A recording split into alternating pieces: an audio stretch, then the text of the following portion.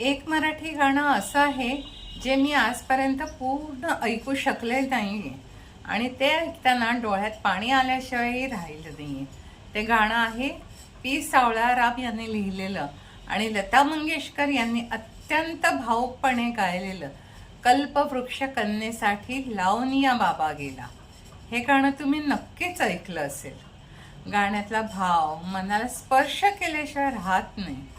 बाबांचं मुलीवरचं प्रेम, तिच्यासाठी केलेली धडपड, तिच्या भविष्यासाठी पाहिलेली स्वप्न प्रत्येक शब्दातून जाणवतात.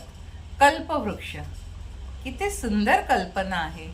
बाबा जातात पण मुलीसाठी त्यांनी लावलेला कल्पवृक्ष मागे ठेवून जातात. त्यांची सावली, त्यांचे आशीर्वाद, त्यांनी दिलेले संस्कार सगळं तिच्या बरोबर राहिलेलं असतं.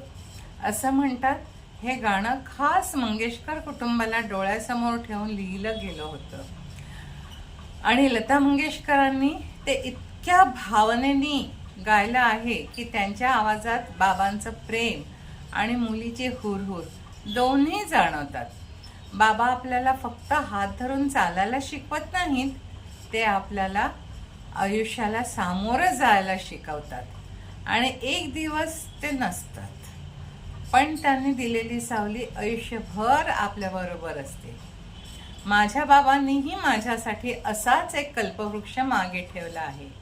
त्यांच्या प्रेमाची सावली, त्यांनी दिलेले संस्कार आणि त्यांनी माझ्यावर ठेवलेला विश्वास, याच कल्पवृक्षाच्या सावलीत मी मोठी झाले, खंबीर झाले, स्वावलंबी झाले आणि म्हणूनच या गाण्यात मला माझे बाबा दिसतात.